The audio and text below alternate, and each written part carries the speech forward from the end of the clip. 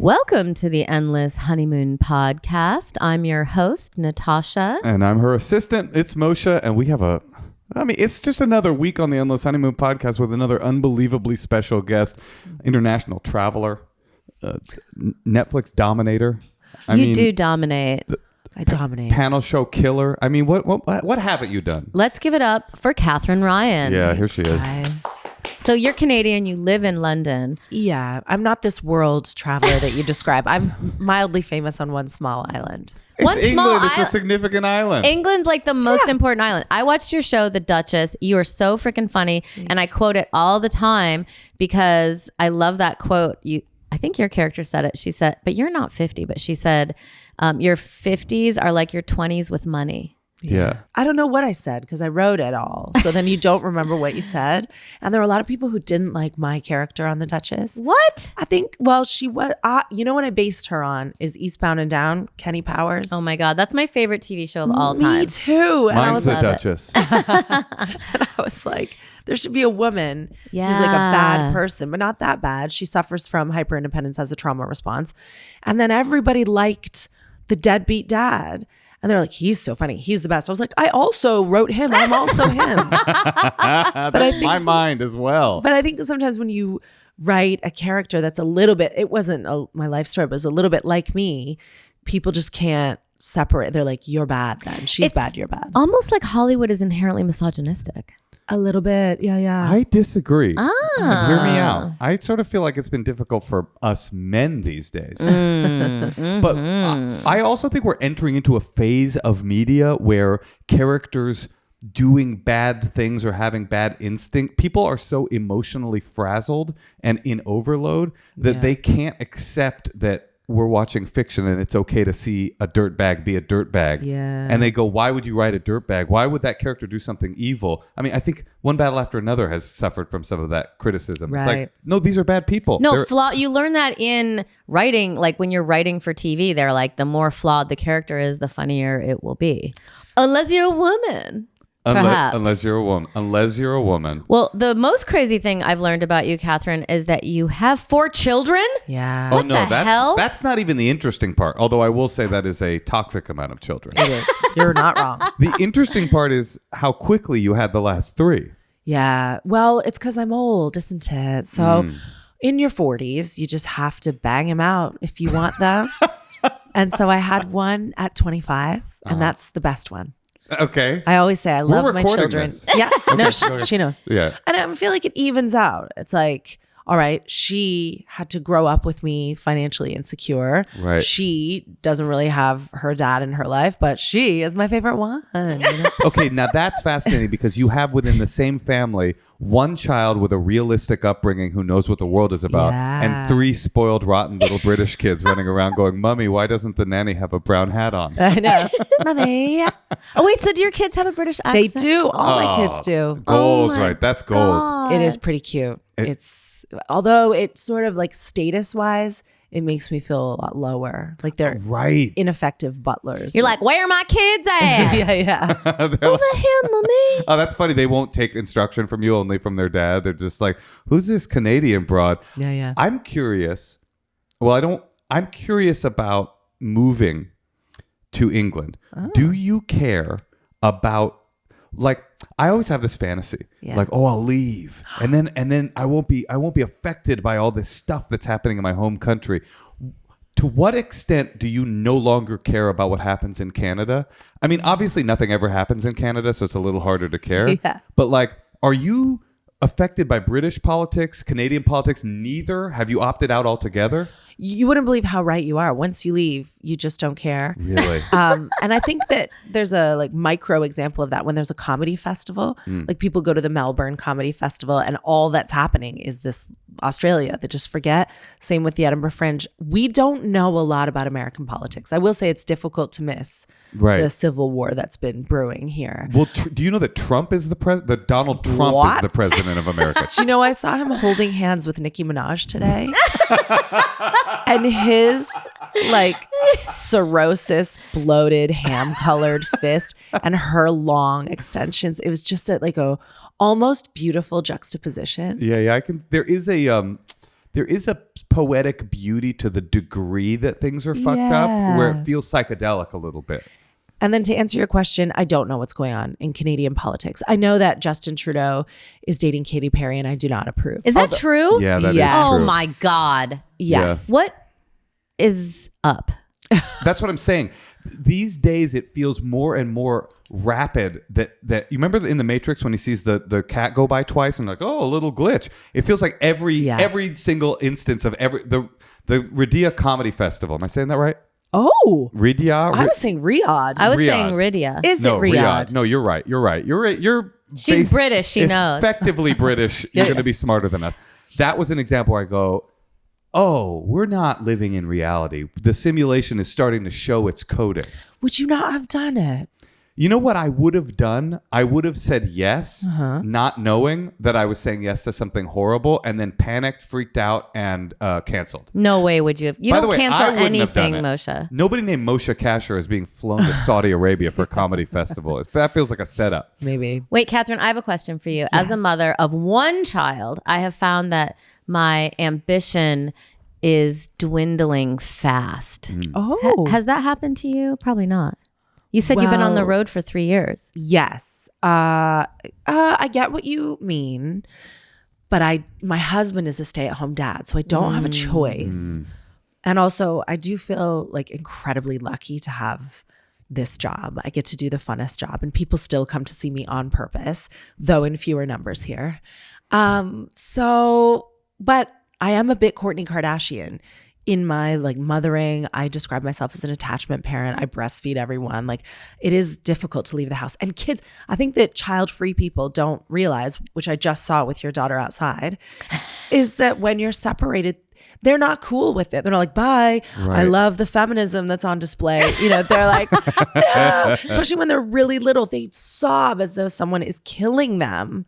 And you're like, gotta tell dick jokes tonight. But that's Peace. your life. That's my life, Is yeah. a series But honey, of those. she has a stay-at-home dad. Right. Do you breastfeed him as well? I would love to, but we're on a contraceptive plan now to stop doing things like that, or else I'm going to ruin my life for a fifth time. We also have a nanny just during the day, not living with us. A lot of British people just have a live-in nanny, and then they send their child to boarding school at 6. What's the deal with that? That feels like a throwback from another era where it's like, Right? Like they're raising them as Spartans. yeah. Yes. I'm going to put you on a boat someday. You'll go discover a Polynesian island. It's like, we're not really living like that anymore. But see, the thing is, Moshe and I study parenting books to try to figure out just how to speak to our children, because my instincts are always off. I'm always saying the wrong thing, even just subtly. Why not send them to the professionals? That's what boarding school is, I guess. like a man in a beret saying you have to click your heels together.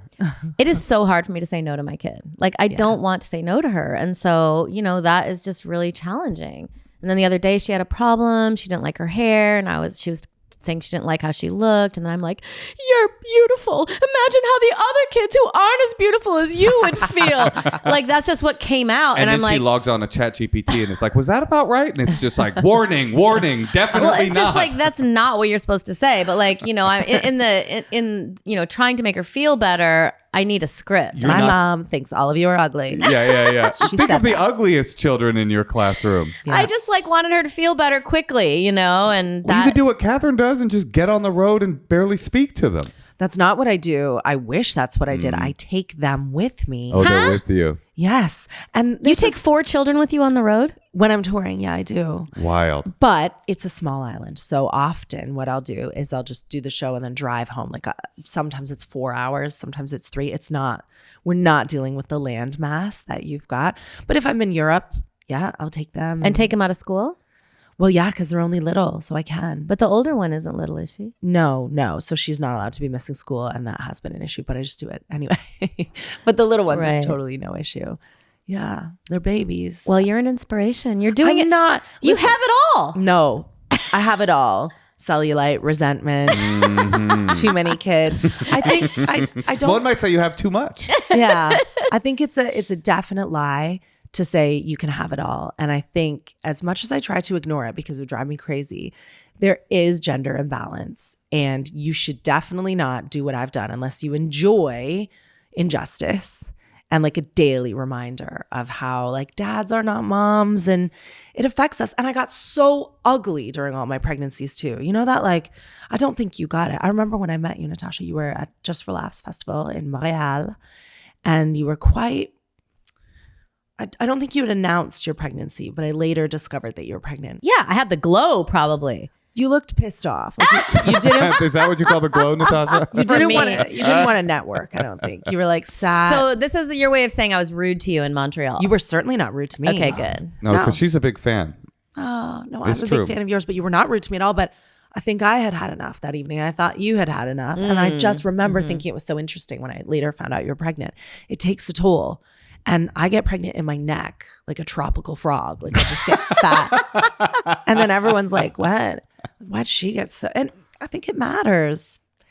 Boys don't have to totally derail that side of things when they have kids. Well, that's interesting. Yeah, because- Moshe. Well, I didn't do anything wrong. What was I supposed to do? He that's- still has his hobbies. Yeah, but that's the difficulty is you didn't do anything wrong. You want me to plump up my neck? I will, honey. I will. I'll tropical frog out. But I hear what you're saying. And you're also in a unique position because you're saying, like, in your family, you guys have made a decision that Yeah. your career is going to be the engine of the thing. So you kind of have to do both things. You can't be a deadbeat mother, but you also can't not do stand-up. And you have to figure out a way to make a balance of that, Right. which is, I mean, I can't relate to that. That sounds difficult. I just don't think the boys are handed a screaming infant as soon as they come off stage, you know?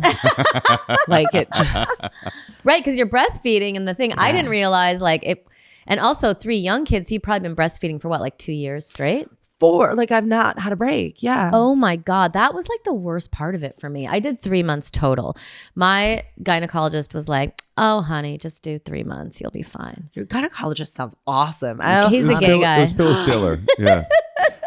Well, because, and then he's like, I think that they'll be able to lap up all the benefits in the first 3 months Yeah. if you really don't want to continue. Because the thing is, it's not just breastfeeding. It's like you can't go out. Like you go Yeah. out, your tits start getting engorged. You got to squeeze the milk out in a loved that sink phase. at the movie theater. Little these in case you say something that makes me emote, and then I It leak milk all squirts? over. Are they dry right now? They're still dry. Very huh? dry. God damn it. We got to do better on this podcast, man. We got to get them pads soaked by the end of this pod. I had so many qualms about breastfeeding, and I really didn't like it. So and I had so much milk just flowing through me that I That's had great. I had to hire someone to tell me how to stop it. Do you know how you Whoa. stop it? No. This is crazy. Old cabbage tits? Why'd you give it away? Oh, sorry. You put leaves of cabbage in your bra, and you just keep replenishing them, and then something in the cabbage makes it stop. I mean, I think that's false. I think It did She stop. did it. She did it. It happened. Wait. yeah, but so I think what's making it stop is you're not emptying them. Were you not pumping or feeding during that time? I wasn't doing that. So that's what makes it stop because it's supply and demand. And I think, and I could be wrong because you've got the gay gynecologist and I haven't, but I think the cabbage is just to soothe the pain from how engorged they are, right?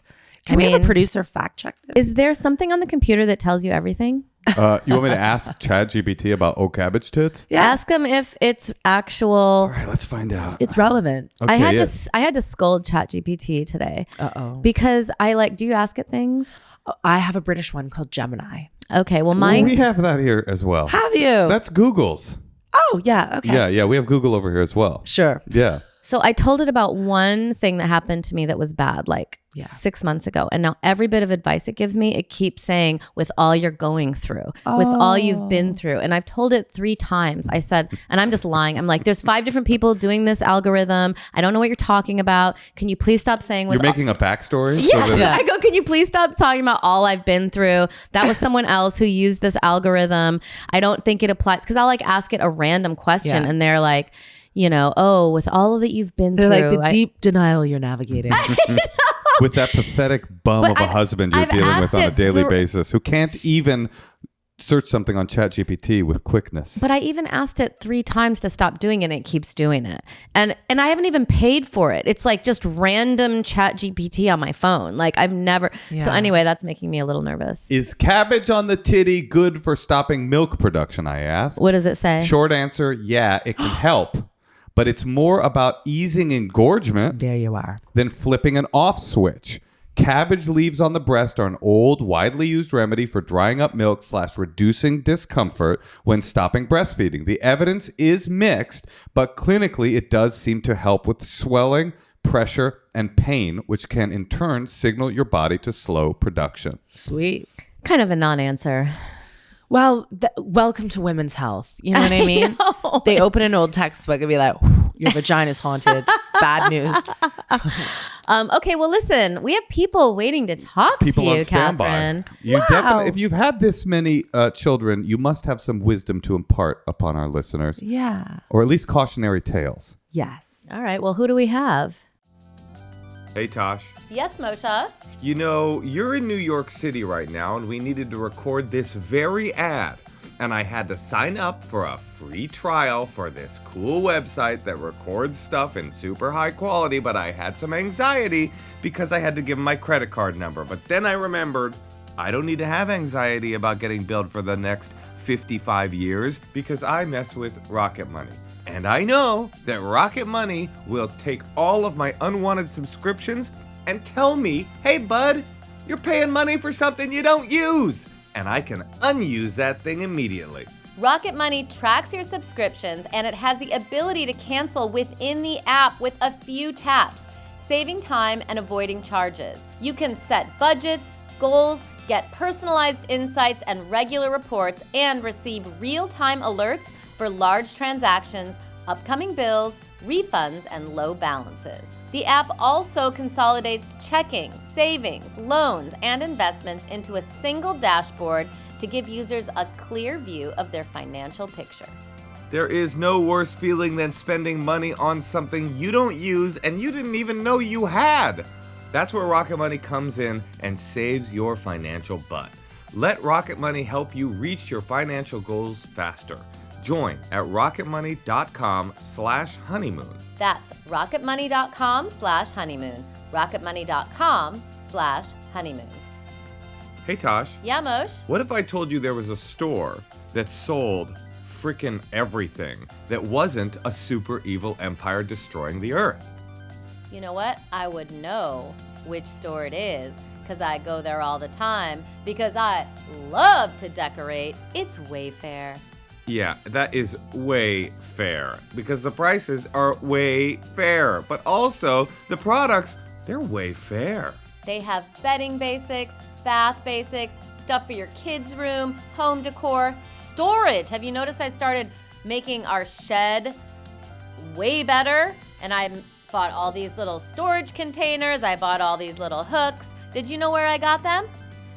I am going to guess you got them at Wayfair. Wayfair has what you need at the price that will not destroy your life.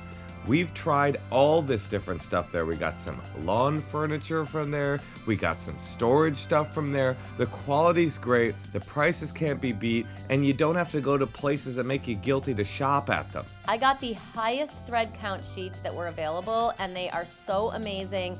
And I love when they are on my bed, and it's the only sheets I want to have on my bed.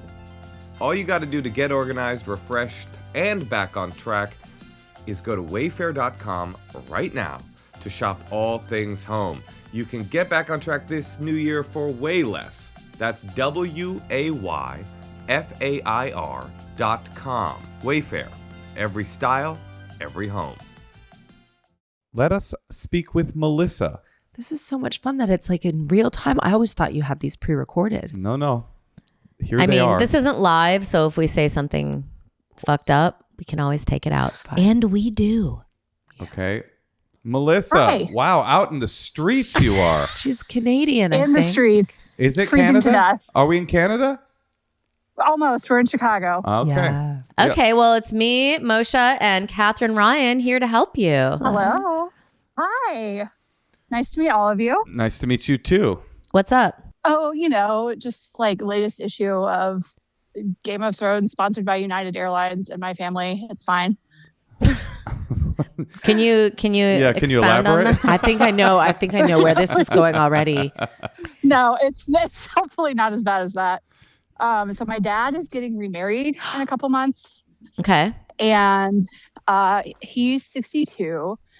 Him and my mom have been divorced for like 7 or 8 years now. And like they're much happier divorced. It was for the best, but my parents were married for like 30 years before they got divorced. Had kind of a very tumultuous marriage. And my dad, the woman he's remarrying, is like very age appropriate, totally fine, normal person, except she is raising her 12-year-old nephew. And it is incredibly triggering to watch my dad hang out or like co-parent a 12-year-old. They've basically been co-parenting this 12-year-old together since they started dating less than a year ago. Like he's doing a way better job than he did with you.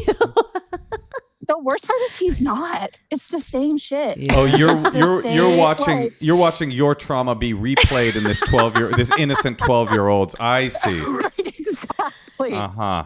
Is there anything like specifically bad you can share that you see that is triggering? She froze, literally. Well, okay. So if you met him, you would be like, this is a cool dude. Like you would be totally fine hanging out with him. And then you spend more time with him and you realize he's actually a pretty controlling guy. He has a really hard time, like not teasing the shit out of people is like a way to show that he is loving towards them, which is hard when you're a teenager and everything is embarrassing and makes you want to die. It's hard when like he doesn't know how to relate to someone without like making it all into a big giant joke, which like can be very disarming when you're an adult, but again, like when you're a teenager is like kind of hard to deal with. And so like, for example, this 12-year-old nephew that they're raising, like kind of comes from like a troubled background of his own. Like one of his parents died. His other parent was not a fit parent. And my dad and his girlfriend make jokes all the time about giving him away and like talking about how sort of like uncontrollable he is as like, a funny joke because this kid's getting on our nerves. And it's like, cool. That is like the kind of shit you said to me growing up that I'm still unpacking in therapy. Like really zeroing in on the stuff that makes me feel uncomfortable and turning it into a joke. And like, he's not necessarily physically abusive, but definitely pushes physical boundaries. Whoa. Like, what do you mean by constantly that? Constantly roughhousing, like tickling you and not stopping. Hate that. You don't like a man that tickles kind of without permission? No. I feel like that's a universally loved thing, just like a chronic tickler. A 62-year-old serial tickler. 62-year-old chronic tickler, right. Everybody loves a 62-year-old tickler, no? Oh, I'm sorry. Melissa. Oh, there we go. We got your video back. Yeah. So 12, like my 7-year-old, we have a new understanding now. I am not allowed to tickle her. And if I do, she gets to tickle me back. And I have to always ask permission. And like that kind of changed when she was 5, you know? And it's like 12, that's crazy. So what's your dilemma, I guess? Like, are you trying to figure out what role you should play in this child's life, whether you should do an intervention directly with your father? Like what are you unsure about in this, or just how to process it? I mean, processing it, figuring out about going to the wedding, which is in 2 months. I've been invited. I was actually offered a bridesmaid's role, which I politely declined. But just, I said I was going to go, but now I'm thinking about it and I'm like, it's going to be hard to like stand there with a bunch of people and be like, yes, let us pretend that this is a normal man. But let's pretend that this is like a normal, but I also don't want to like abandon this kid or like make this kid think that like he is now part of unfortunately a very small shitty club, which is like people who had to deal with my dad as kids. And it's me and my adult brother. And my adult brother like has decided, like, he's like, I don't want to talk to this kid. Like, I don't really want any part of being around him. And that's totally fine. I'm 35. I have a little bit of distance from the situation. I feel totally comfortable interacting with this 12-year-old. I want him to feel like I'm on his team. Maybe even give him a tickle or two. Being around my dad. Yeah. Maybe what? Maybe give him a tickle or two, just to kind of get him in the family mode. Yeah. And do you like trauma? Yeah. Do you like his fiance? Do you think she's a reasonable person? She's reasonable enough. I haven't spent a ton of time with her. She's not, she's marrying my dad, which to me speaks to some kind of like underlying issues. Yeah. But there's not like anything obvious where I'm like, oh, this is a crazy person. Like she's a school teacher. She like has adult kids of her own, sort of seemingly very normal. It is pretty cool. I don't know if cool is the right word, but the fact that they're taking on this kid in their golden years who really needs help. I mean, it's certainly going to be better for this child to be with them, I'm assuming, than foster care or whatever else would have ended up with him. And, Sure. I think some things like the tickling or like, gosh, Dad, when you talk to him like that, it does really trigger things. It reminds me, maybe don't say that. I don't know. I think you're. I don't what do think you a 62-year-old man can Really? be changed. I think that That's interesting. speaking to him about this at all is just going to be re-traumatizing for you. And it is a fool's errand. He is a very old man. And on that note, I would prioritize his cardiovascular health. Otherwise, this cousin brother of yours is going to be your responsibility next. Step cousin brother. Step cousin brother. Step-cousin. We need him to live for a very long time. Catherine, And can I be honest with you? Yeah. I found out that he was getting married again, and I was like, thank God I don't have to take care of my dad when he has a Yeah. heart attack. Thank God Yeah. this is no longer my problem. Like, it's the stepmom's problem now. could you Right. tickle him until he succumms to heart failure? Until- Right. Right. In Yes. so many ways, you're not just helping a 12-year-old be raised, you're also training up a end of life care nurse. Yeah. In about, let's say, 10 years. So let's get him ready. I mean, listen, to be sincere, it was like you have the tools with which to do a great mitzvah. You have, whether you like it or not, you are literally the only person on earth that can help this particular child navigate the waters of living with your father. There is no one else for the job. Your brother, he's out. Yeah. And you don't have to take the job. But the fact that you're saying you're down to take the job, it's like sometimes good deeds. I mean, how good are good deeds if they are easy to do? You have been given a lap full of possibility on being the one lifeline that this kid has out of your father's behavior. And Something you didn't have. right. You didn't have that. a 35-year-old fact checking his parenting. Right. You thought tickling was normal until last week. Right. Right. I had a 5-year-old co-signing his parenting. So, yeah. Right. I can attest that, yeah. So it's like you can choose what you don't have to help this kid. That's not your duty. But if you choose the assignment, you have been given a rare gift of the ability to help one person on earth. That's a heavy responsibility, and it sounds like you're up for it. I would go to the wedding. Yeah. I would stay in touch because you're saying you're down. It makes me feel like, wow, this kid is so lucky. Not only does he have two elderly, inappropriate people to raise him, but he's got one stable adult who's going to tell him, yea, though you do have to clean my father's bedpan, I will tell you there's another way. Yeah. Yes. Yeah, that makes a lot of sense. And that's like very affirming of sort of what I've been thinking. And like, it's not even that I hate my dad. He's just a hard person to have as your dad. Yeah. And Yeah. so it's like not enough to like be like, I never want to talk. Like, I didn't talk to him for 5 years. I've already sort of had that piece of my life where like I get away and I learn how to live my own life. And you're absolutely right about being given the tools to do a good deed. And another thing about these dads is imagine his dad. Like these boys were raised in toxic conditions and every generation gets better. So I love this mitzvah angle. Yeah, I mean, you're almost saying like she could manipulate this 12-year-old to finally break the male toxicity cycle in this family. It's true in a way. Catherine, that's interesting. That is so real. It's interesting, Catherine, that you say a 62-year-old can't change. I mean, it is very realistic. But at what age do you stop being able to change? Men?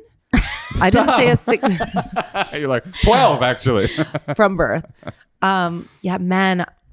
I think a 62-year-old woman could change. I think many 62-year-old women live their best lives. I not to be defensive. That is so funny. Not to be defensive as the only man here, but no offense to our producer. But do you in fact believe sincerely that women are more capable of change than men are? And why? if Let me that's true? stop you at capable. Yes. Oh, I do. but why? Why do you think that is? I think naturally we're more intuitive and more malleable and we're taught to listen. And I also just think that our upbringings, especially of a certain generation, were very different and men get so stuck in their ways and not all men. There we go. That's my motto. I've said it. Yeah. I think you seem like a very lovely man. Oh, thank But this you. dad, he's not going to change. I mean, I do generally agree with the point generally that at a certain age, people become calcified and unable to make adjustment. And I am curious if that is true, or I'm not against your idea. I'm working it out in real time. Like, I wonder if men do seem like they're more like, this is the way it's going to be. Like when you see politically radicalized old people in this country, it's usually the husband that's like sort of leading the charge, and the mother is still making peace between the different factions in their family. No, the mother's on Facebook. Yeah, they're both on and Facebook. Xanax. Yeah. All right. Well, listen, if Catherine's right, you have no hope of changing your father, but you can change this boy for another 6 months. Until he becomes calcified at 13. All right. Well, good luck, darling. Thank you very much. I appreciate all three of you. Okay. Thank you. Bye. Stay warm. Bye. We Oh, are you're in LA. You're yeah. fine. Yeah, we're good. You're warm. We live a You're nice warm. life I don't here. even know what you're wearing right now. Well, she's from England. It's probably cold over there. Not that cold. Chicago. All right. Bye, guys. Bye-bye. Thank you. Wow, you really helped me today. I think you're right, Catherine. Wait, she helped you by reinforcing the idea that men are incapable on a basic elemental level of any kind of change? Mm-hmm. But I also don't blame them. I don't think that many men, and especially of that generation, were given the tools. So, And that was a nice thing to remember. Like, you know, my dad was abusive to my mom, but I saw his dad, my papa, beat up my nana. Like, wow. it's like it comes in, you know, it's just passed down. Yeah. Unfortunately. But I'm curious, if it's true that men aren't given the tools to change, but women are, is the fact that women can change, I'm going with your idea that they are more capable of change than men. Is that in and of itself a product of the patriarchy? Is it not even a positive that women can change? It's just that they're being forced to be able to change because they've surrendered. Right. That's what's expected of them. Everything is a product of the patriarchy. I heard who said this? Oh no, never mind. I know who said it. It was Adolf Hitler, wasn't it? That's why you didn't want to say the name. I was watching one of my favorite documentaries. No. Yes, I do think that a lot of women have learned to accommodate men and like shift themselves and make themselves smaller and change. But then I always feel really refreshed when I meet like a really terrible white woman. Have you met Natasha? She's right here. She's right here. Not terrible. No, you're lovely, honey. What do you mean? Like we're like a really like I'm doing for me. I like it challenges my bias against men. I don't know if you've seen my work, but a lot of it's very anti-man. Mm-hmm. And that's just because I live in the world. And I like toxic women. Like when I see a woman being a real prick, I love it. I'm like, like true toxicity. Feels balanced. Yeah. You're not talking about like I do what I want. No. You're talking about an actual like monster. Lisa Rinna on Traders, or like people who are like professional like shit talkers. Yeah, or something. I love that. Oh, that's interesting.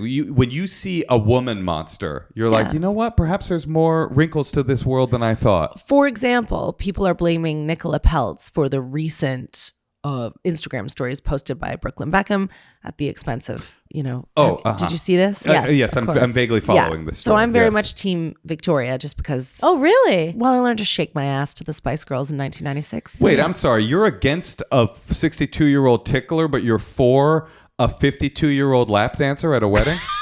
If a Spice Girl twerked on me at my wedding, that's fair. It would be the greatest day of my life. So in your mind, when Mark Antony asked her to come up, it's like, well, of course, she's paying for it. He's a celebrity. They're friends. He wants her to come up and do the first dance. You think that might be appropriate?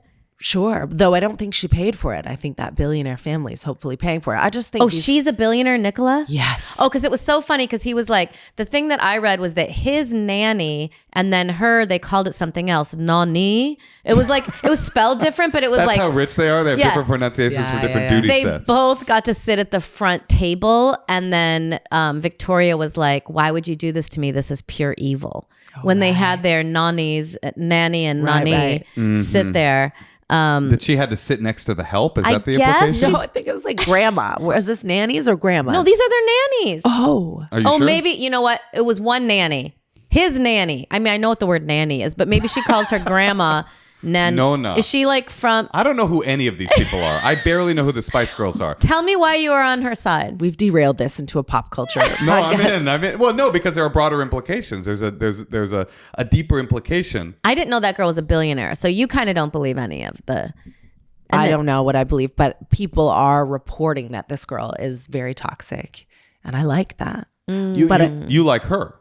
I don't know. But also, what's her name? Spice? Victoria. Victoria Beckham. There's no way she's not also toxic. I mean, they gotta everyone in this whole soup is a bit toxic. Who knows? I think that she and David Beckham became extremely famous at a time when we had zero boundaries for celebrities. And the tabloid press, as bad as it is in Los Angeles, was so bad in the UK. Because it's so small. Like she must be in it every day.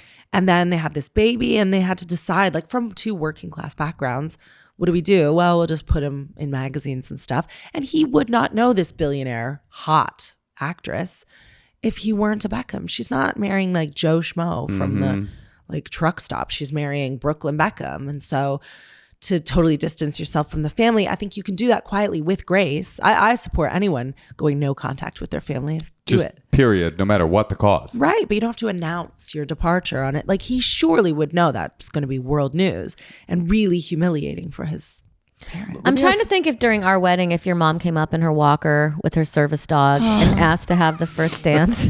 My mom's not exactly a Spice Girl, I will say. She doesn't I'm quite trying have to the think vibe. how I would handle it. I think I would have been like, oh, whatever. I mean, it would have been, I wouldn't have handled it very well. Oh, wait.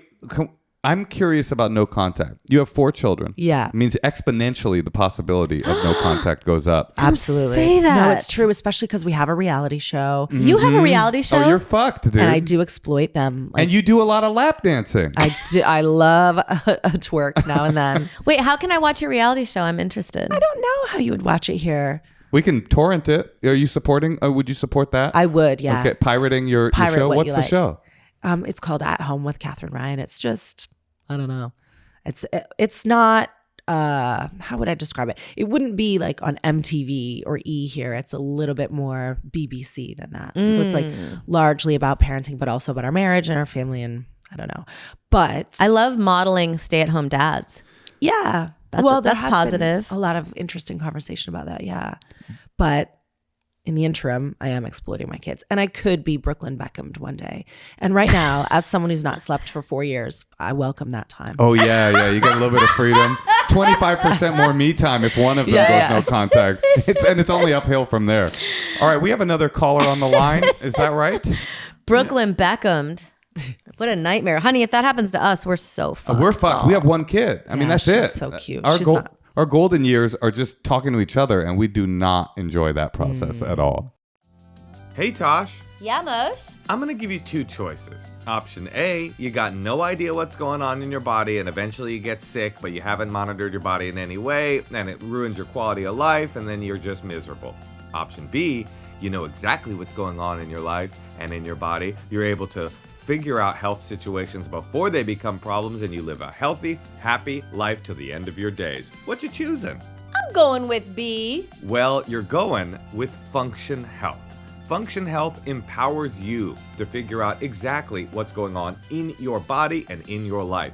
For example, a lot of people think their heart health is fine because their cholesterol looks normal, but critical markers like lipoprotein rarely get tested unless you specifically ask for them. Well, I wouldn't know to ask for lipoprotein. You can't manage your heart health if you're missing half the info. Standard tests check the basics, but they skip over key markers that could change everything. That's where Function comes in. It is National Heart Health Month, and I've been thinking about my heart health because my grandfather died of a heart attack. So I am very grateful that Function Health is in my life, and what surprised me was how much I didn't know about my heart until I actually saw my lab results. That's what I like about Function. It doesn't tell you, worry about this. It shows you what's actually happening in your body. Function is designed by world-class physicians and trusted by hundreds of thousands of members. Health leaders like Dr. Mark Hyman, Dr. Andrew Huberman, and Dr. Jeremy London support it because once you understand your health, everything changes. You can stop guessing, stop being reactive, and you start making decisions based on real insights. Own your health and start with your heart.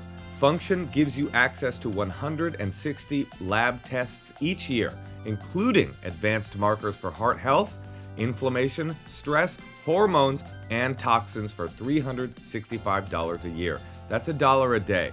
I have heart issues in my family, and it's incredibly common. I'm sure if you're listening, you might have some in yours too.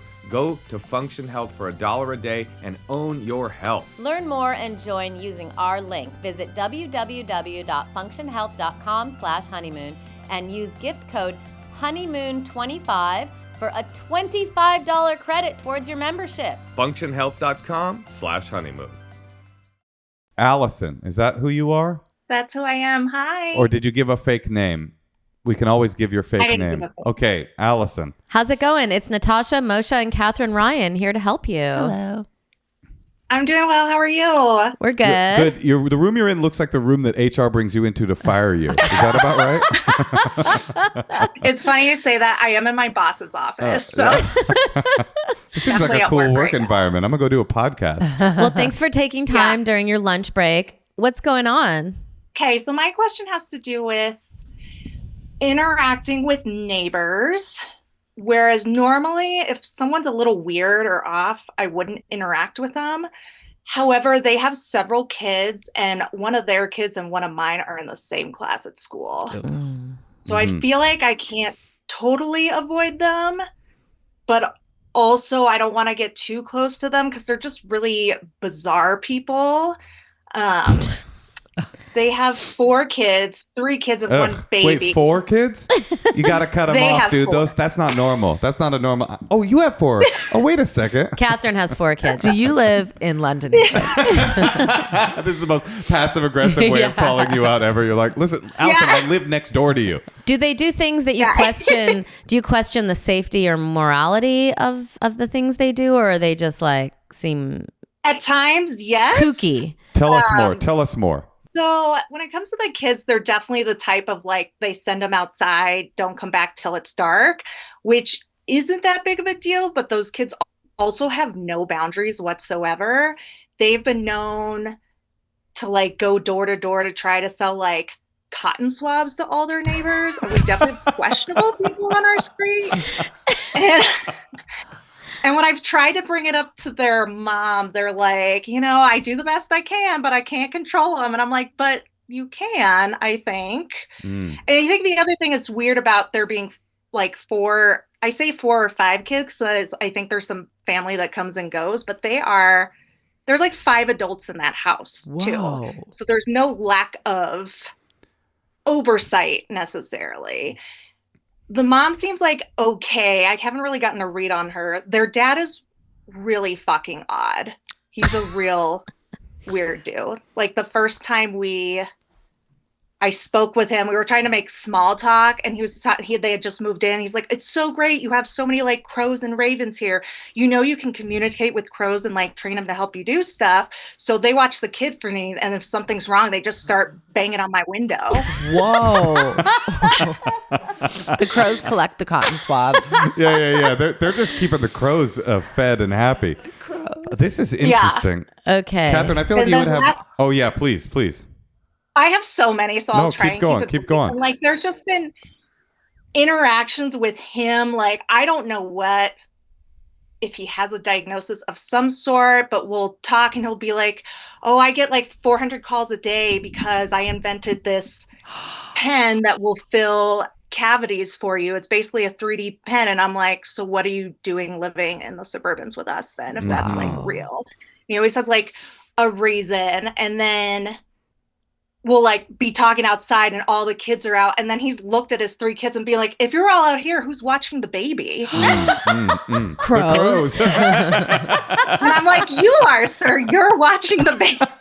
You are. It's like crows are very, very powerful animals. They'll collect things for you. They'll also raise your baby, actually. Oh, man. Wow. The Interesting. baby's eating worms all day. I And need the you to kids have a used to- podcast, Allison. I know. So much more interesting than anyone here, right? Well, the problem is this is hard enough of a question if they weren't your neighbors and just a girl or a friend that your kid has, but the fact that they're right next door, that is very challenging. And how many kids do you have? 2 and through for us. You have 2 kids. Uh-huh. And does your child like their child? 4 and more for them. I think they're 6.5, so it depends on the day. I think sometimes they're really into each other and other times he's kind of a homebody, I guess, my 6-year-old. So like we try to invite him over more. And then when they invite my kid over, I'm usually like, can you just come here? Because I mean, I have some strong thoughts here, but I feel like, Katherine, you have 4 kids. You feel like you have the wisdom for this person. What do you want to go first, Moshe? Well, I mean, here's my take. You have to move. Yes, that's exactly what I was going to say. Because I wonder if you're going to say this too. You're living next to the cool kids. Like these people, you'll never be able to compete with whatever fucking sorcery is going on next door. This dude's a crow summoner, and he invented. Andy, it kind of sounds like he's trying to fuck you. Like he's like, I'm really rich. I invented this cavity pen. Here's something. He Okay, likes listen. to fuck. He's got a lot of kids. I hate that's true. Listen, I hate the chronic misandry that has been expressed throughout this podcast. But I will say, men who say they invent things, it's a very particular kind of like delusional man who's just like, I invented everything. I actually invented the microphone, and it's like never provable, and it's always a full life. Like these kids are so attractive to your kids. Like you're like sane, regular kids that you're raising. They look outside and they see these fucking streaking like misfits that you're never going to be able to compete with them. They're like, come in, let's watch Air Bud. They're like, fuck you, mom. I'm going to go set something on fire in the local. You know what I mean? Like you're fucked. You got to go, dude. Yeah. That's what I think. That was a conversation the mom had with me. She was like, I just don't know what to do. The littlest one found some matches and started a fire in the backyard. And again, I'm like, what do you mean you don't know what to do? I don't know how to help you here. Well, one thing we're learning in this parenting book is just really reiterating at all times, well, in our family, we blank. In our family, we blank. And just like... In our family, we don't summon crows. Like, using language like that. But just when you're asked with questions, or even just like, okay, I know that if you're going to go over there, they let you run around, but, you know, I'm not okay with that. So, you know, in our family, we're not allowed to go outside unattended. So if you guys want to do that, come over here. Right, Moshe? I mean, you kind of have to like...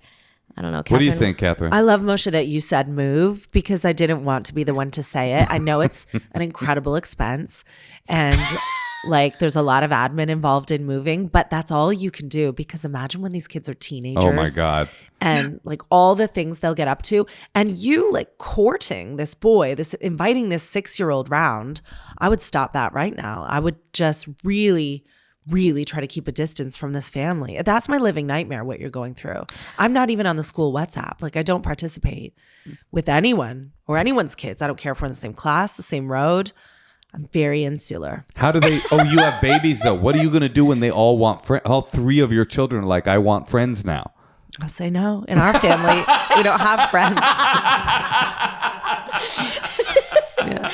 Well, I mean, you can take this opportunity to kind of, if there was a lesson or some sort of activity that you want your kid to do after school, like you can just get your kid a little busier, a little more unavailable on the weekends, whenever it is, you know, that at least is a temporary solution. You can lower the percentage that they're being influenced by these kids. I mean, the reality is your kids are going to be friends with these kids. Oh. They are cool. Why do you think they're cool? I can feel it. They are like the neighborhood, like tough ruffian boys. Is it all boys? What's the gender dynamic here? It's 3 boys. They're like 10, 8, and 6, and 1 baby girl. And your kids are? 6.5 and 3.5 boys. Wow. Boys. Oh, yeah. So the 3 boys from their family are like knocking on people's doors, being like, hey, can I get some money for these cotton swabs? It's crazy. Like, there have been times they've come over when my son is gone, and I tell him he's not home, and they continue to talk to me. And I finally had to tell them. Because they hadn't seen an adult that day. Yeah. They're like, are you mom?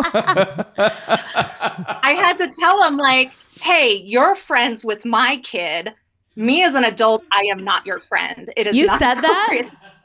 Yes. Because I don't think anyone's ever told them that. What, they just wanted to like kick it at your house?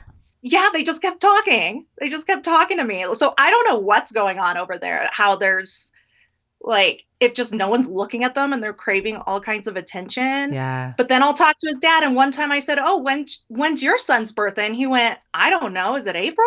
Oh, man. you're not only going to lose your children to this social dynamic. If you don't lose your children to it, you are going to raise these feral boys. It's going to fall upon you. One day they will show up with very quirky looking suitcases and say, "Can we move in? You're our new mom now." I think it's time to go. You just gotta move. What if she can't move though, you guys? That's not that easy. You know, Could you move? So this is the silver lining. Is I own my home and they're renters. So I'm kind of just waiting for the day that okay, I got a new plan for you. Call the Same. landlord And this on is them? one, Catherine, that will not be as financially out of touch as suggesting move. Okay, buy their property, become their landlords, and slowly raise the rent until they can no longer afford to live in the neighborhood. I've got a similar plan. List their property on Airbnb illegally. Whether or not she doesn't even have access to it. No, you have no access to it. Just create problems with the landlord. They would love that. Are you Yeah. kidding? Have you not psychologically profiled these neighbors? They'd be like, strangers? Yeah, you can stay here. Come on in. Well, listen, I think the headline here is that you need to really keep an eye on it I think that's true. and, just be really, really firm with what, and use it as an opportunity to reinforce what the rules are in your family with your 6-year-old. I mean, listen, I hate to say this, but do you know what a mitzvah is? You have an Moshe. opportunity to model Oh, these no. children. But this guy's got your teeth looking great, by the way. I yeah, noticed your that's smile as soon as you came on.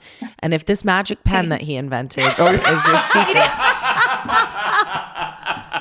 it's weird too because he tells my husband different stories. So I don't know if he's like a tinfoil hat guy or like what He his is. deal is. He Oh, for is. sure. Yeah, he's like I almost schizophrenic. want to like go to his wife and say, "Hey, blink twice if you need help," Yeah. but also not my business. Yeah, he right? is, because any man that's claiming an invention that is not living off of the largesse of that invention is lying. It is not true. There was someone who I grew up with who was a compulsive liar, and he always said that his dad invented the toaster, Wow. and they didn't have money. While living in Rockford, Illinois. Yeah, and that was like a big thing. You're right though about the inventors, It's Moshe. it's a thing. It's I a didn't type. realize that. And I hate to say it, it's a male type.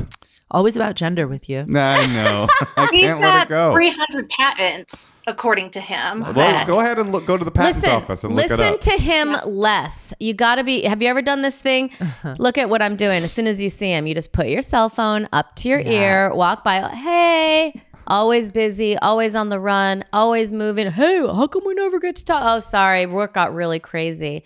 You're not available. Yeah, I got this room. I want less stories in your head about this family. Yeah, we got this room we're setting up at work. It's like a podcasting / interrogation set. Like, there's nothing I can do. All right. Well, good luck, Allison. I'm so sorry about that. That's really challenging. Also, It is what it is. it sounds sort of Fine. fun, honestly. Would you rather just have boring neighbors? Yeah, you probably would, honestly. They give me great stories. I can at least give that. Like, Yeah. they could have their own podcast. You're totally right. All right, well, good luck. You're in a tough situation. We'll talk to you when your children are all in juvenile hall. Okay, great. Okay, farewell. Thanks, guys. Big fans. Thank Bye. you. Bye. Wait, Catherine, were you always so insular like that? You're like, you own it. Yeah. Well, living in England helps because people are not friendly there. They don't really speak to you. And then I think because I was a mom on the school gates 16 years ago, or like shortly thereafter, there seemed in my neighborhood to be some school drop-off politics and all that. I just didn't get involved. I learned then to draw a line under it. And so now that I've had the extra babies, I just, I've learned from the past. And as a geriatric mom, I don't think they're interested in being my friend. They're all like 25.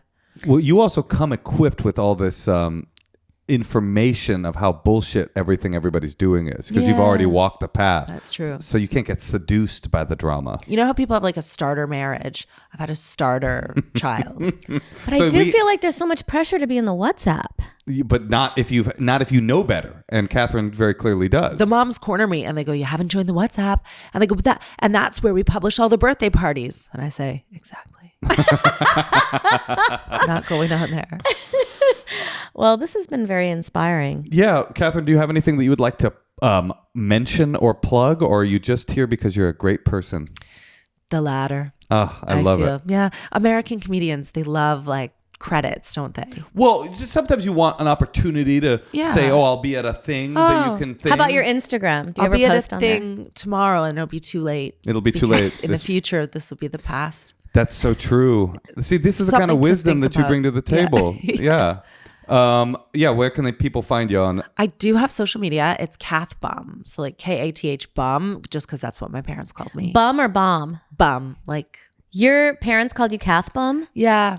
Were they talking about your butt or about your living skills? I mean, if you want to know the story, it's really not even good. It's that after school, I had to make a schedule for my sisters and for me to watch 30 minutes of television, do 30 minutes of homework, do 30 minutes of housework. And I didn't want to make this schedule, but I didn't swear yet.